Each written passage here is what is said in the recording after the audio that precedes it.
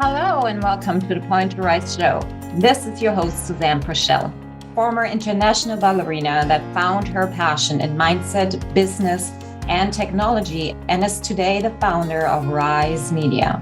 It is my purpose to use all the experiences of my past to create a better, financially sustainable future for the performing arts industry.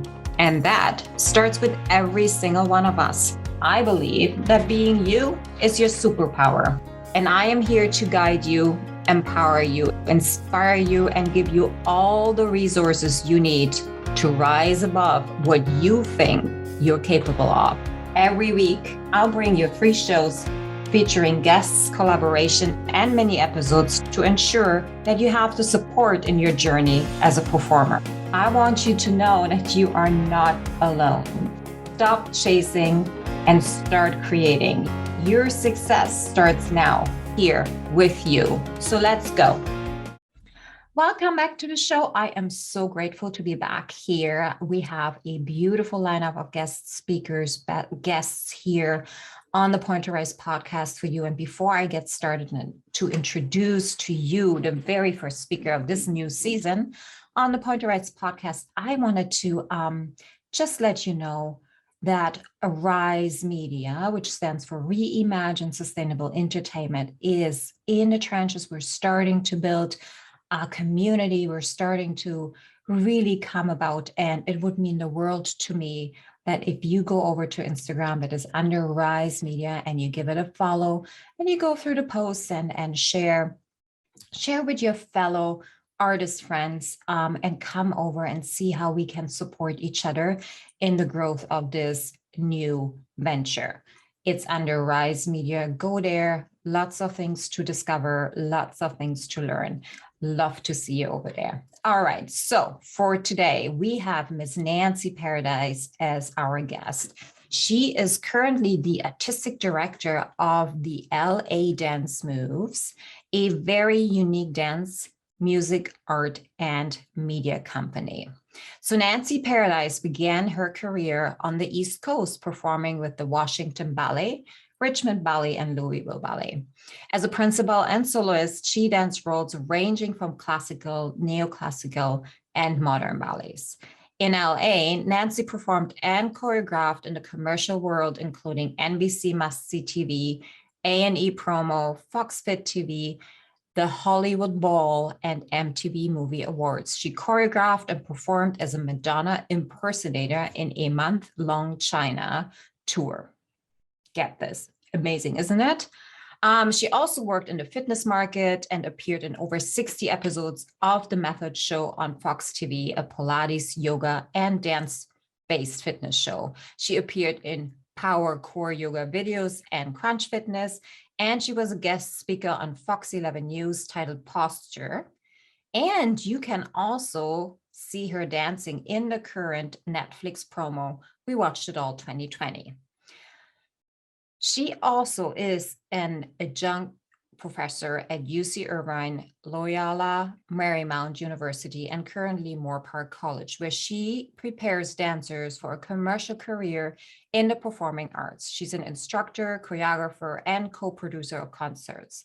And she also mentors young artists by collaborating with the music, theater, and film departments. She is thrilled that she's returning in 2022 to her home company, Richmond Ballet, to choreograph a new world premiere on the company that gave her so many opportunities as an inspiring dancer and artist. So without no further ado, listen in on this really beautiful conversation. Nancy truly is a beautiful human being, and I am certain that there are many, many takeaways that you will hear today. So here we go. Nancy, I am so thrilled to have this conversation with you. We connected, oh my gosh, in the summer and did not really get anything on the books until now because I don't know. I don't even know why. Because you were making a film, that's why. Taking over my entire life. That's right.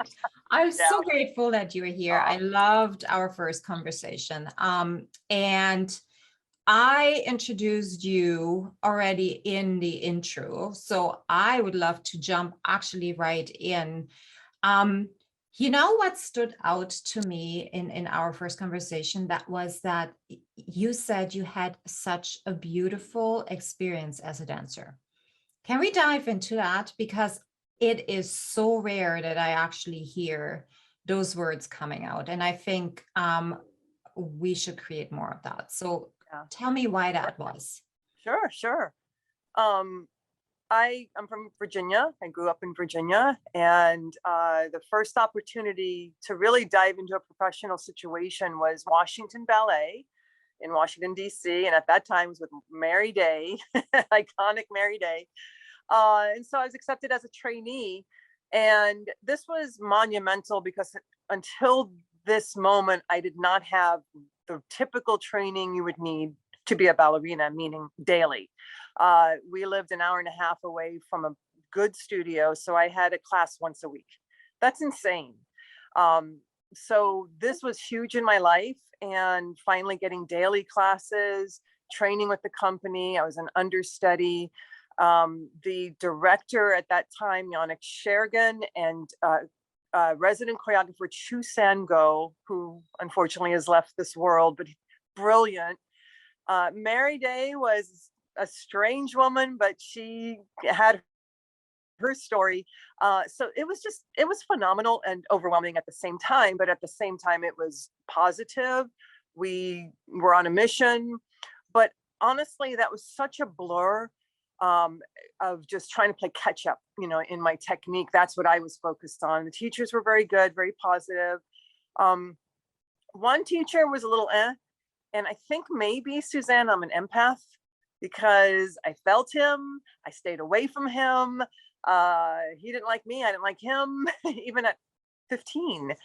So I just wanted everyone to know, I noticed this ballet master. I thought he was a little off, but I didn't have enough skills then to really understand. I just listened to my gut, to my intuition. But when things were changing at Washington Ballet, and I auditioned for Richmond Ballet in Virginia. It was the first year of the company. I was accepted, and I was a trainee position. And in 4 years, you can say it was just a moment in time, but this director is still there today, Stoner Winslet. We had amazing experiences of bringing all different types of choreographers, not only types, but types of movement, ballet, classical ballet, neo, Jose Limon, Luigi style jazz, really off the wall choreography and really beautiful choreography. So we're exposed to so much. And in those 4 years, Suzanne, I went from a trainee to a principal. And I honestly feel, from being groomed, from seeing my gifts, from, putting me in the right roles so I would have wins and not be defeated, and knowing my strengths. And that's, oh my gosh, when someone believes in you more than you believe in yourself, what else can you ask for? And that was my experience. So can't really go wrong with that. No, but that's so beautiful, right? Like there's really nothing else you can say. And I wonder, because we have, particular in the States, there are many, soloists or principal dancers that, seem to have had somewhat of an experience like this. However, I don't know where I'm going with that. It's just not, I don't feel it is that easy, for lack of a better word, in that, because it seems to me that the director was really there to serve and to bring the best out of his dancers, right?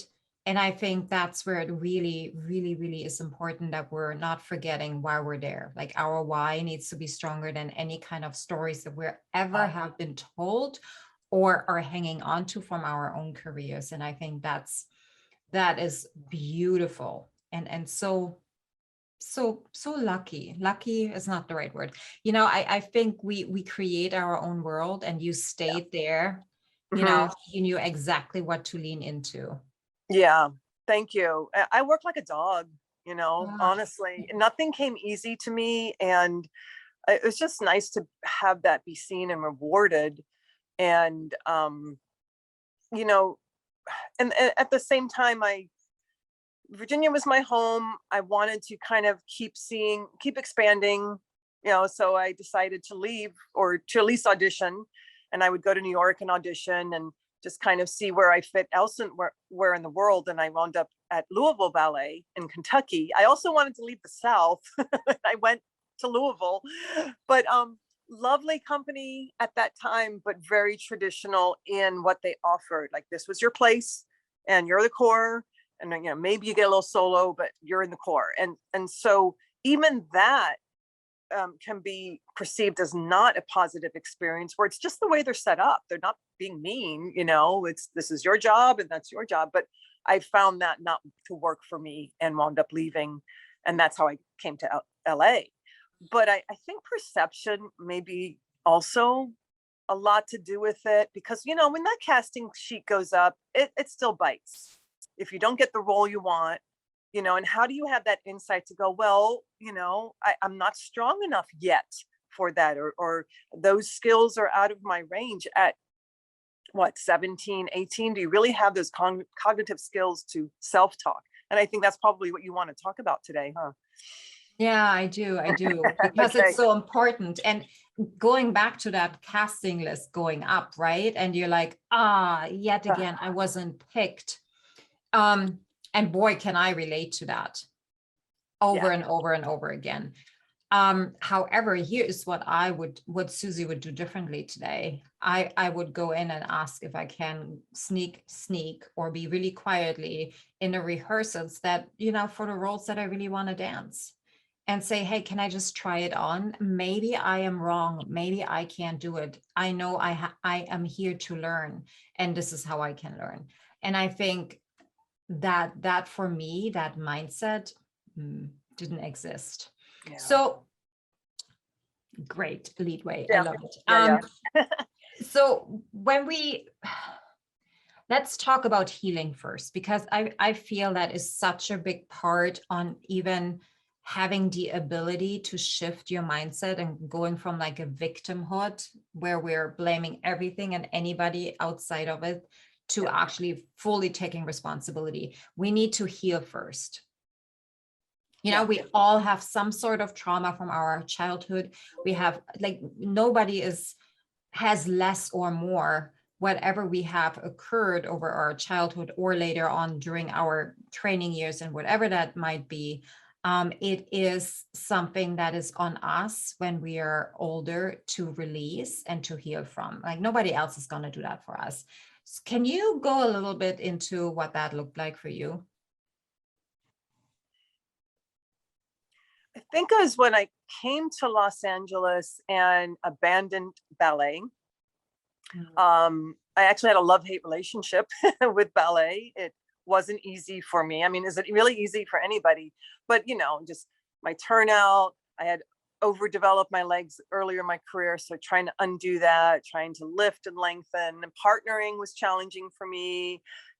So whatever, you know, I made it work, but it was, I felt like I had to always do the extra mile, and that's fine. But when I got to LA, it was this huge freedom, and I abandoned ballet, and I'm a commercial jazz dancer now. And I remember wearing a little top and my tummy was showing, and jazz shoes. And this went on for about 2 years. And then, you know, ballet just, it's in here.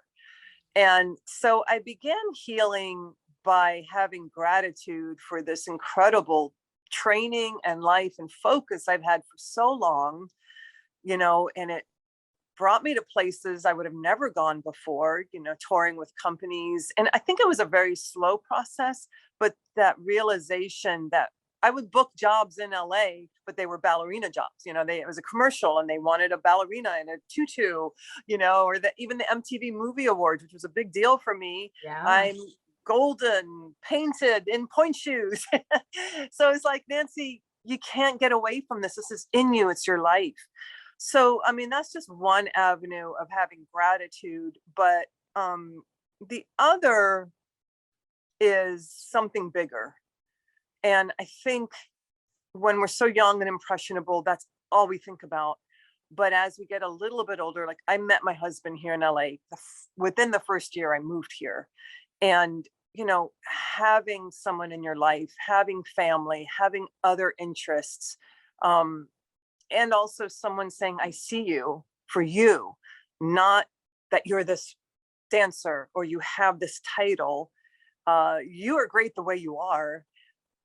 It was a slow process because honestly, since 6 years old, we're trying to prove ourselves. And I'm just putting this together as I'm saying this to you right now. Awesome. Oh, I love it. Crazy. Good. But I mean, like really, like we auditioned for roles for the Nutcracker at young ages. So that's kind of deep, you know, and this man who's still my husband today, who's in the house on his own podcast, you know, having people see you for who you are and your gifts. That's huge, you know, and I meet dancers today in my company that are similar like that. They have this balanced life where they've got all this other stuff going on too. I'm thinking that's really healthy and really good. Oh, I couldn't agree more. I think it's the only way to stay interesting too, you know, because we in the 70s, 80s, and 90s, we created these bun heads, and sometimes I still see examples of those running around, and that is nobody's fault. It's a belief that we've carried over that it's the only way we can be successful, but it's not the truth anymore, you know. We have evolved, and it's the stagnation or almost the resentment of hey, there are different ways that are perhaps healthier. You don't need to step outside of the career and have this unsurmountable healing to do. No, you're actually able to step into a different career and serve the world in a different way, right? So let's talk about what you do with, you know, you're teaching, you have LA dance moves.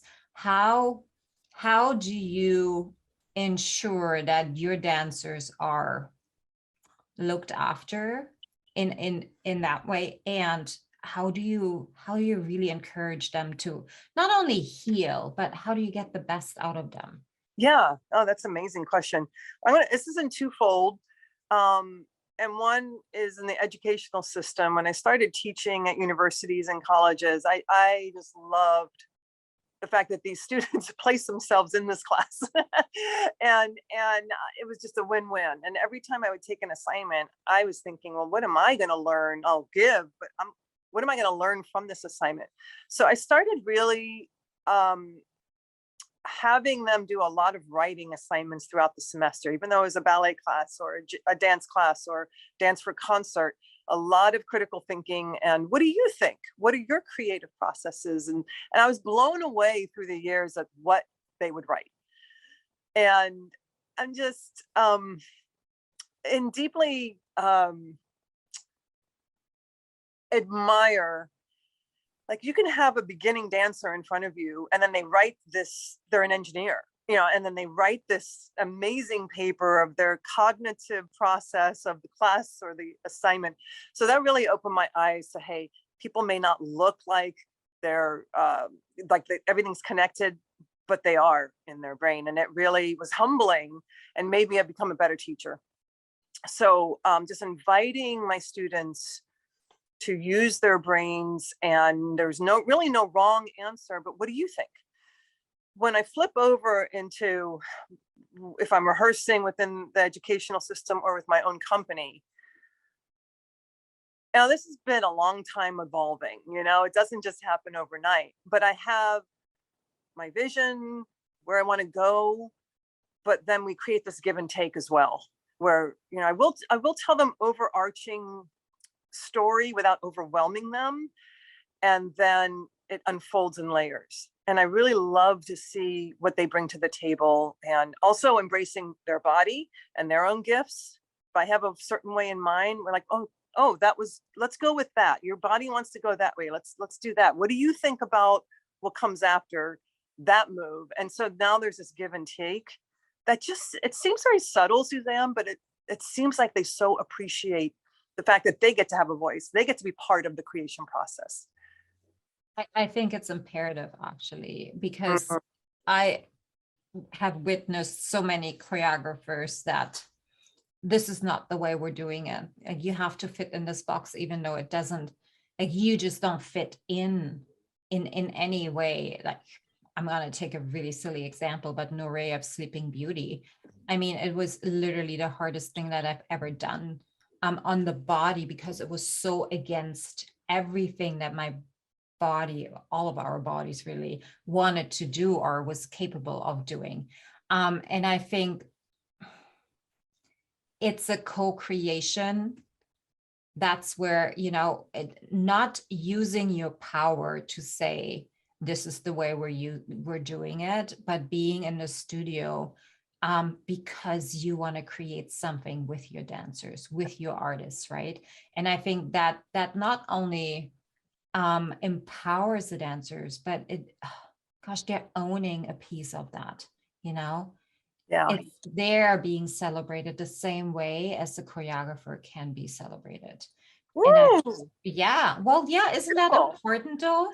Because I remember, and this is just coming in, I was standing there and thought, oh wow, so they got center stage, they get the spotlight, they get all the applause, and rightly so, but what about us? Because we've been in the trenches too with them, right? So well done. Can talk to us about how LA Dance Moves came about. Yeah. I don't even know that story, so Well, share. I'll give you some juicy details because my husband and I both are dancers still, but way back over 22 years ago, we created LA Dance Moves, and it actually was like party entertainment. We would have like 4 dancers. We'd show up for parties, which were big, or conventions, or corporate events. And then we teamed with this group called Action Players, which actually did light stunt work, stunt driving, weapon work, so you could have stunt and dancers. And we were really on a roll and started really making headway, but then we decided to have our family. And that kind of world of haphazard being on a set for 15 hours ended. But then I picked up LA Dance Moves in a whole different way and a whole different reason. And that was in 2015. My father passed back in 2009, and he was a huge inspiration to me. He was a musician, multi-instrumentalist, composer, arranger. He was in the Marine Corps, and he was the conductor of the Marine Corps band. And he would arrange a lot of music, and the band would play it. So as a little girl, I remember hearing his music. It was very, very big band and fun and upbeat. And what had happened is when I went home for his funeral, my mom had a conductor score of his, and she gave it to me. And she said, Nancy, if you can do something with this, I think, if anybody, you can do something with this. So it took me 5 years, but at my college, I teach at Moore Park College, the professor of the wind ensemble loved the idea. I wanted to recreate this music, put it on live musicians, and have dancers on the stage. And it came together. I also had Marines there with Toys for Tots. It was during the holidays, and we had an honorary concert for my dad. And what had happened is I forgot how much I loved this process. I played flute in middle school and high school. I wasn't good, but I played. And for a couple of summers, my dad, after he retired from the Marine Corps, we had a community band, and I played, and he was my conductor for a couple of summers. And I just forgot how much I love that process of musicians coming together, and all of a sudden there's a sound. And so something kind of hit me that I wanted to go back to that kind of work, honor a composer or arranger, and create dance as seemingly in a different way that just really honored that whole process of making music. So I started doing my own works in 2015, just inviting pre-professional dancers. I was working with students, and just a couple of works a year, and always on video or film, digital media, even then, before, COVID hit. So that's So how how many dancers do you have now? it flows. To choose from that I've worked with right now, probably around 15. But my projects, I stay smaller so that I can work with them individually and not be so overwhelmed with all these dancers. I feel like I lose what it is I'm working toward with too many dancers. Right. Yeah. You know what occurred to me is that you taking in these beautiful souls that, need some healing and need some extra love and have been, I don't want to say broken, but have been through the rains and it didn't work for them and they have some wounds that need healing. And you giving them that space to not only to lean into that healing, but not to really break up with dancing. And I think that is such a beautiful mission. It's a beautiful place to be at, and really being in the studio because you want to help, you want to create. Yeah. Thank you. I love how you put things. You just bring things together and put a bow on them so beautifully. It's like you've done this for a while. And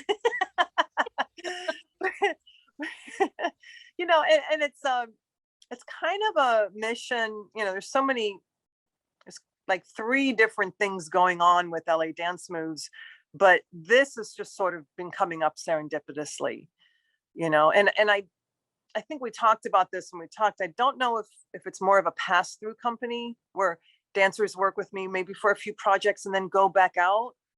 I don't really see me hanging on to the same group because, once you're healed or begun healing, you want to have your wings, and maybe go try other places. That tends to be what's happening. A few will stay and a few pass through, and I just welcome whatever way that dancer needs.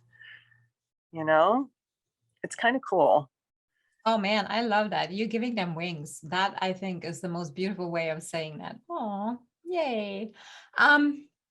Let's talk about health and wellness. Yeah. Let's pivot a little bit because I don't think that's a topic that can be talked about enough.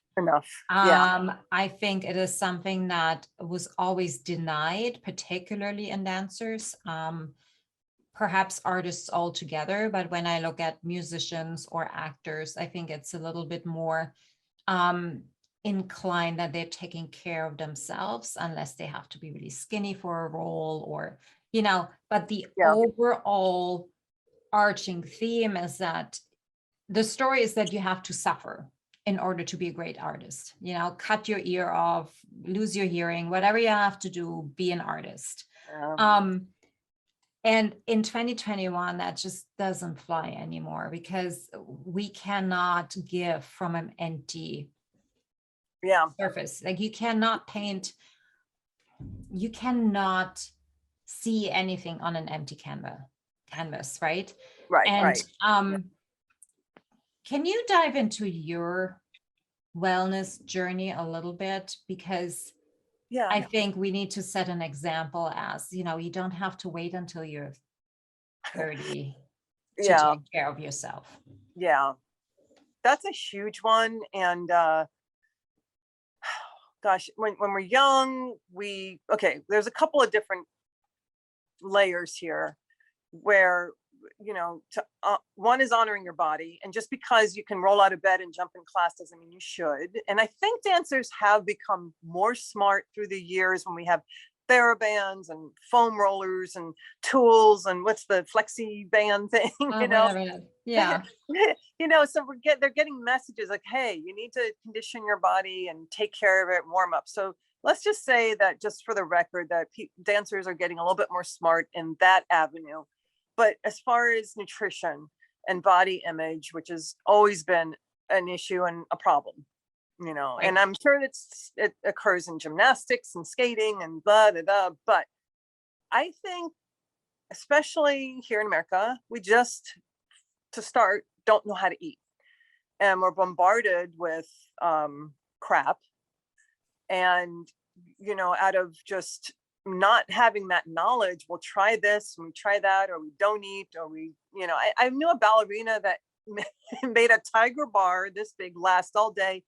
She drank coffee and vodka at night, and that was her diet, you know what I mean? Or smoking, which is, Oh, yeah. thank God, becoming a thing of the past for most. But as far as, I was a little later, I was later in my 20s. I dabbled with problems with eating, bad habits, not knowing, and just bad habits. And for me, in this conversation, I'm seeing how healing meeting my husband was. He was a bodybuilder, had also had what do you call it? When you have problems with your sugar, diabetes.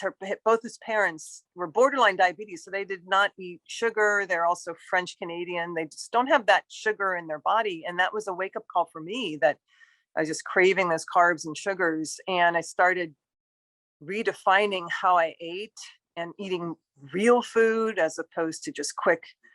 So it's almost like we need these nutrition seminars, and now with everything on YouTube, everything on Instagram, you think we would be the smartest people in the world with everything available to us. That's one.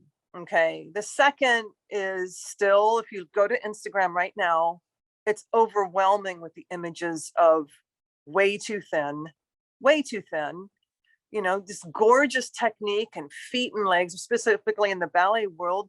You could easily have 10 pounds more on you and you would look phenomenal, so we're still, now we have those images more than ever. We used to be just Dance Magazine, right? You would get a magazine and you'd flip through. Now it's at 24/7. So when we talk about social media, there's good parts, and this is the part that I feel is dangerous. And so my own wellness journey began with understanding how to eat, appreciating my body. My body started changing. I was more bulky and heavier when I was younger, and I've leaned out more now, learning how to eat. But it unfortunately was a longer process. But I do know, when I met my husband again, I didn't want to bring those self-destructive habits into this relationship. And it ended right then, as far as any kind of eating disorder or problems, and began to learn. I don't know if that's helpful, but sometimes things just become a habit and a cycle, and we need something to shock us out of it, or, and that's sometimes what injuries are, or illness. It shocks us into, I have to do things differently. Maybe we can not wait until that happens, which is what I think your message is. So thank you, because two things that stood out for me: habits and destructive behavior. Yeah. And I feel that the destructive behavior is being taught still to this day to the younger generation of dancers, particularly, because we haven't, or teachers haven't done the work yet. They have not really gone inside. They haven't done the healing. They're just teaching from a place of, oh, it was painful for me, but it worked. So why shouldn't it work for the next generation? Yeah. Yeah. And I would say the message here is like, as soon as we start destructive behavior, that is like the alarm that you are not on the right path. It may be sustainable for a few years, but you will pay the price later. And I cannot, gosh, I smoked so much when I was younger, and it took me until 40 to really quit. Wow. Because it's really, really hard. It's really hard. It is such a terrible addiction. It's not the nicotine, it's the habit that we are, the having it in the hand, escaping. It is a numbing. It is, I'm so stressed out, I need a cigarette, right?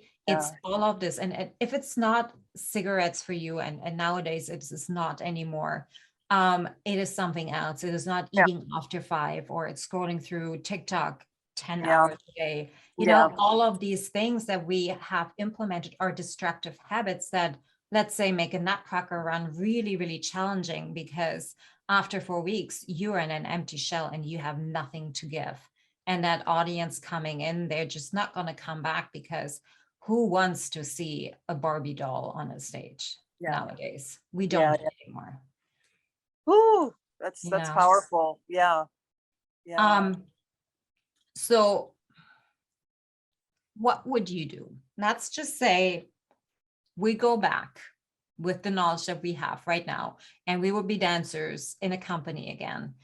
What would your day look like? Like, take me back with the knowledge that you have right now. What would you do differently? But I'm intrigued. I do have a regret, and I do share this with my dancers, that there were, like I said, the things that didn't come easy to me, or I found myself struggling with my weight. I wish I would have asked for help. I so was in awe of our ballet mistress at Richmond Ballet. Oh my gosh, I was thinking of a name, Leslie Peck. And she was a beautiful Balanchine dancer, and just a lovely person. And I know she would have received me well. I was just, you put people on a pedestal and think, oh, they're never going to help me. And I wish I would have just, you don't want to be difficult, or you don't want to be that pain or that problem person. What is that about? And that's something I struggle with throughout all my life, not just in dance, just trying to be easygoing. And so I wish I would have asked for help. I wish I would have said, I don't know how to do something, but as far as weight or eating, there is a shame to it, and we feel like we're supposed to figure everything out. But as a young dancer, I would have done that. I think I would have embraced my fellow dancers more, and asked for help from them, And the thing is, it doesn't have to be this dramatic thing. It's because one of the things I love about my students, if I give them an assignment and see them all work together and groups and pods, and I'm like, look how beautiful that is, community and teamwork. And I just was afraid of that, afraid of being a bother to somebody. And I don't know if people resonate with that. I think we do. I think there's a reason why we're drawn to the dance world in the first place. I think a lot of us are introverts, and that's our way of coming to life and expressing. And that's something that we have all to ourselves that we can do. A lot of introverts get pulled into the artistic world, and then there's a cost as well. So my answer to your question is just embracing those around me, my teammates, my colleagues, even those I look up to, respectfully ask for help. That would have been huge. Can I go back to the ask for help thing, because it's huge. Not only in our generation, but also in the generation that is active right now. And it's not about only asking for help in the studio, particularly, or can you help me with this jump? It doesn't work. Or it is understanding that asking for help is not a weakness, understanding that there's so many things that we all are not great at. And that's okay. We're not less because of. And I think that is so important for the dance world, because yes, it is a very competitive market. We're making it very competitive because we're under this impression that there's never going to be enough jobs for all the people that really want to dance, right? So that's already the first hurdle that we're putting in there. And then you go in and ask for help. Well, doesn't that make you not eligible because there's somebody perhaps standing behind you that knows it and then would be more worthy of doing the job? Interesting. Right. But that's not what it's about. And I am like, I have the hardest time today still to ask for help. It is such a hard thing for me. Because I don't think I am worthy. Like, who would help me? Like, who would actually be invested in me? And B, I don't want to depend on anybody. It's that, nah, I'm just gonna do it myself. Much easier that way. And we get to a certain point where we can never really truly reach greatness by ourselves. And it's this, go get a coach, go hire somebody who can help you with your nutrition, go hire somebody that can help you with your mindset, go hire somebody that can help you with your habits. Like, there is options out there. Beautiful. Absolutely. Right? Like, go ahead. That's the most wonderful gift you can give yourself,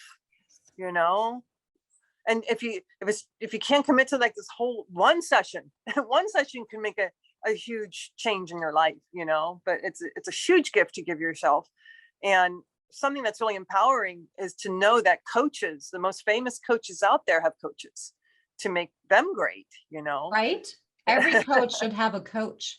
Yeah. Like, that's the only way they are going to keep elevating themselves. Yeah.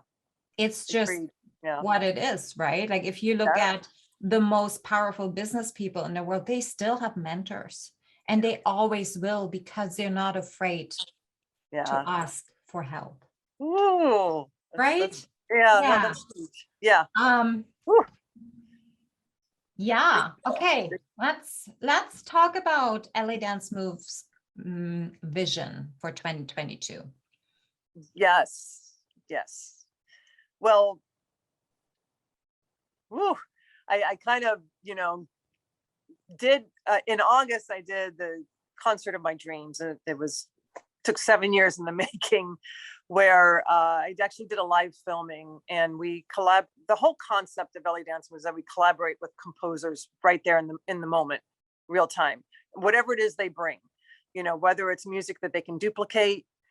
In this situation, this composer only did improvisational, and that unfolded after the project has already started. So I had to pivot and turn. How am I going to do this? And that was, Suzanne, a big reason why my dancers I needed them to have the freedom, because they had to respond 100% in real time during the filming, because they were going to hear this music for the first time. And they may have heard a different version of it, or we practiced with different types of music.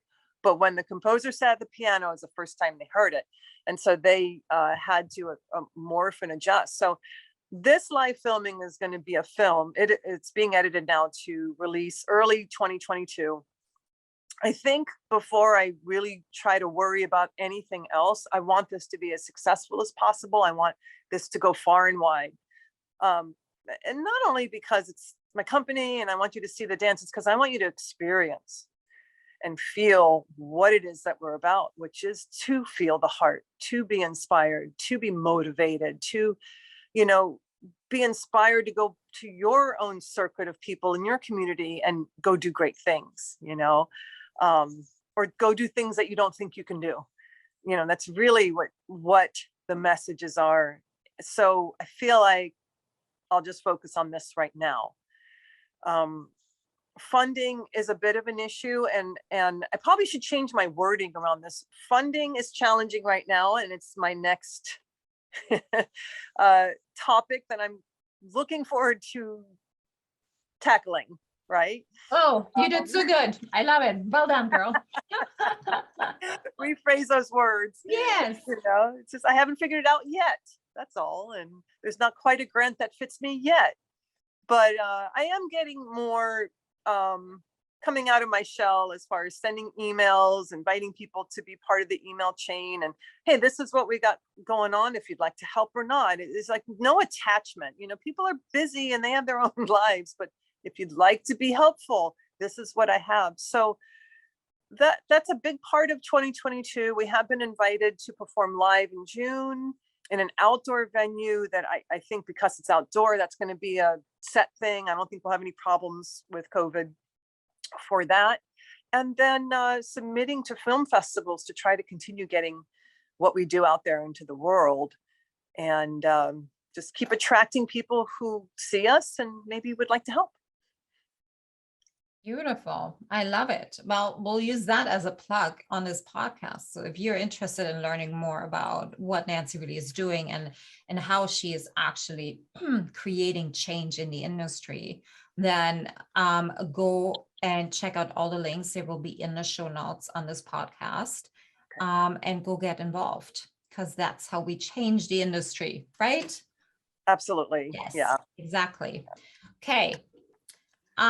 Okay, and you are also available for virtual lectures. So talk about Yes. that. Yeah.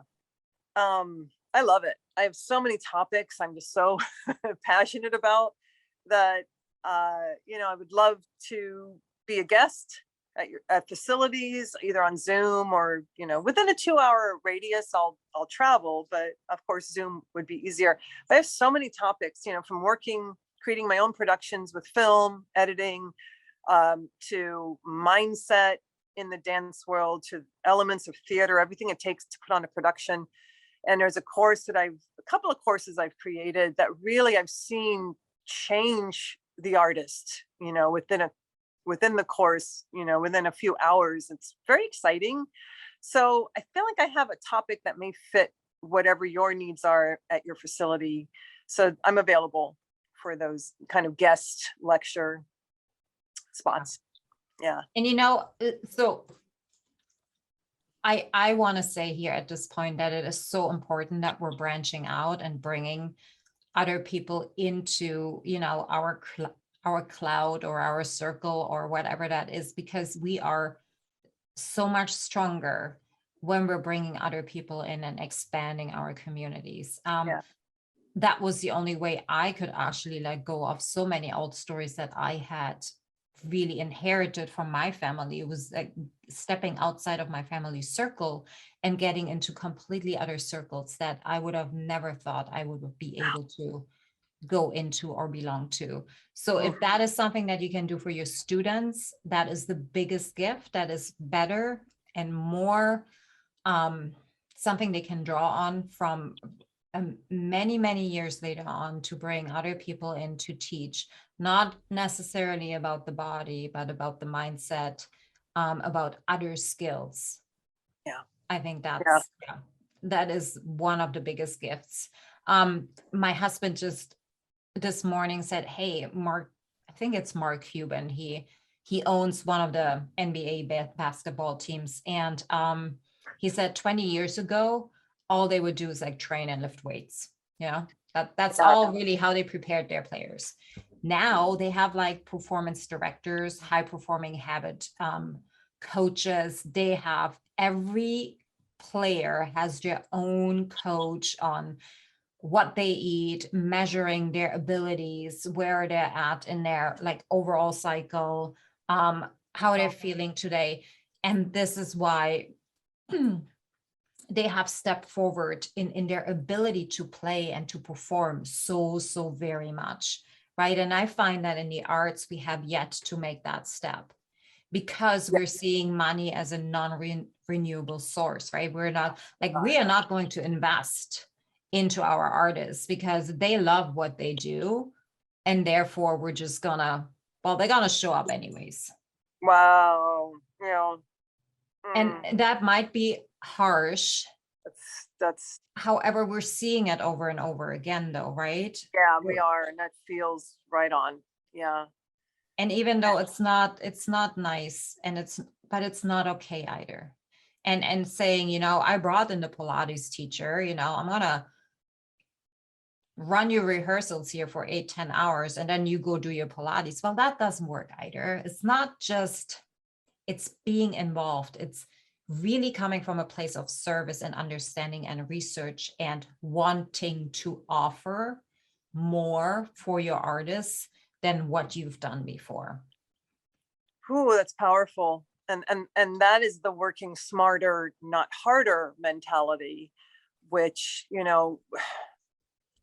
1 hour less of rehearsal to do, let's say, this injury prevention course with your dancers, how powerful is that? And then a nutrition course, and but you're right, this seems like it's so forward thinking, yet these other avenues like sports are so there. Yeah. And that's something I sneak into all my classes, all my semesters. We'll do a nutrition course, and dedicate a whole class, and blown away by what they have learned. I try to do mindset, little tips to go, oh, you try this. It's almost like you have to sneak it in. and that's not right. And No, yeah. And I no. hope someone who's watching this who, either owns a company or wants to run it differently or better, I hope this trickles maybe a different thought to maybe reach out to you on how that can happen. And it really doesn't take that much more money or resources. It's just the time. Just put a little time aside, because you're telling those dancers or the artists in that company, you are worth it. I believe in you. I want the best for you. This is not what we're saying, really. No, Still no, not, right? Like if you're we're right. rehearsing them until 4 and performances at 7 and they're operating on caffeine and a sandwich from the 7-Eleven, then we're not giving them what they're really needing. And I think that's where it is a simple intention setting of, I'm going to do this differently. I don't know how yet. Who do I need to bring in? Who do I need to ask for help? And there Ooh, are millions and millions of people out there that can help, right? yeah. However, you need to let go of your ego at that point. You really do. Yeah. And I think that's the biggest Wow. challenge for many. Yeah. So this feeling of or sense of collaborating truly is an art. And I'm seeing those who will do it and those who will not. And they literally go, no, thank you.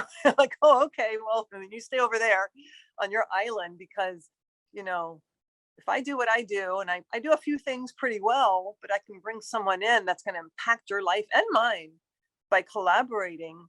Whew, how beautiful is that, Right. And I think with platforms, people are getting it, right? If we collaborate, we're going to share our audiences and it's a win-win. But when something, oh gosh, I'm kind of going off right now, but dance companies tend to be so like this, my baby, this is my baby. And I've been working on this for 20 years and everything it takes to run it. I get it. And I'm not even there yet. And I get it. But I think in a weird way, it's about asking for help. Like, you do something really great. Could you help me? Yeah. Which we have problems asking or admitting. And So you brought up such an interesting point there, and to end our conversation today, it's that I think we're hanging on to our little island so desperately, because we think when we collaborate, when we're reaching out, we're giving something away that we think is ours, and that is a resource where the money is coming from. And that for me is like the core issue that we're seeing, particularly in ballet companies, that since it is not treated as a renewable resource, since it is, so city dependent, yeah. that it really is a consistent chasing of survival. And when we are in survival mode, we are not at our best. We are not making decisions from a place of love. We're hiding. We're keeping things to ourselves. We're not open. We're not collaborating. We're not sharing. Nope. We can't. It's the law. We're in a survival mode. It's us versus them. Yeah. And I think that's the true problem. And I can see the way you're putting things together, Suzanne, the big mission that you are on. I mean, we've talked prior to this, and I'm so glad we've come together, but I feel like there's so many more conversations to have, and you on these big flat platforms speaking to artists, especially influential artists, those who do have companies or are, producing So You Think You Can Dance, or, producing shows, that this does need to pivot, because I speak about the artistic process a lot, in that, I can have a company, you can have a company, but it's no one can duplicate your gifts. And we really embrace what our gifts are. A lot of us don't even know what they are. We're just going to doing. But if we embrace our gifts, well, sure, you can come over here, because there's no way you can do what I do, because I do what I do. And I'm going to really love what you do. And it takes, you're right, it takes trust in yourself, more so than trust in someone else, to find this way to collaborate and help each other. And I would really love to see you, have this platform be successful, so we can get you out there speaking far and wide, to the art world, because I really love your mission and how you're putting things together, that it makes sense. And I don't want to end on a negative note, so on a positive note, like, through always learning, and through healing, and through trust in yourself, we can make things better and better, not just duplicate what I learned this from that person, so I'm just going to duplicate. Let's keep growing. And I think that's our responsibility, right? Mm-hmm. I think it's, if there's anything that having kids teaches you, is that I raised my first one the same way I was raised. And even though I promised myself I wouldn't, I still did it, because I hadn't done the work with myself yet. And I hadn't really looked into it until really number 3 came along. And I couldn't believe that, he was behaving exactly the same way as I was behaving as a child. Like, I could so make the connection. And we're still undoing all of these things now, but we're doing it now. Like, we're helping him reparent himself from the mistakes that I put in. And so many people don't have that chance. So many people are not willing to be vulnerable enough with them. And I think that this is our call to, like, be vulnerable. Like, you're not losing your faith. You're not losing your face. You're only gaining by doing that kind of work. And I think we just owe it to the next generation. They don't have to do that. They don't have to experience the same things that we have. We can make it better for them. And they still will be thriving. Yeah. Wow. Hey, before we go, where can we find you, lady?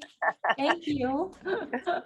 Here in the podcast studio of Woodland Hills, California. Yes. Oh man, you and I at La La Land Cafe very soon. I cannot wait. Yeah. Well, it's easiest to start at ladancemoves.com, the website, which I did during the pandemic. I finally got a website. That's just an easy way to, put it all there. So all the social medias are there. You can email me, info@ladancemoves.com, and all the YouTube there, all the socials and stuff. That's probably the easiest. Also, the current events and past events, upcoming events are listed there. And once we get through the new year, there'll be information on the film there at the website. So. Beautiful. Go follow her. Go support. It's important. All right, Nance. Last but not least, I always ask my guests this last question. Let's imagine you are standing in front of your 16-year-old self with the things that you know, and let's assume that she would actually listen to you. What would you tell her? Trust your gifts. Amen to that. Oh, this was delightful. Thank you so much, my darling. Thank you for doing what you're doing. I cannot, well, yeah, I know we're gonna do many, many things together. And thank you for being here. Yeah. Thank you for having me. It's a lot of work to do a channel like you're doing. And it's an honor to be able to speak with you and meet with you, and more so than being on your show, but meeting you. And our missions are similar, and we've got stuff to do together. So yeah, we do. Beginning. Yeah. Okay. Yeah. All right, guys, thanks for listening. As always, share your biggest takeaway, tag us. This is how you can give back to us. Share your questions. Yeah. And when we're talking about collaborating, right, it's always a give or take. So let's make this a win-win for all of us. We're sending you so much love. Mwah. Till next time. Thank you so much for listening. If this message resonates with you, please pass it on to someone who needs to hear this right now. And if you like what you've heard, your feedback will go a very long way. If you just take 30 seconds and leave me a 5-star review, that would mean the world to me. Till next time, point at yourself to rise to all that you are capable of.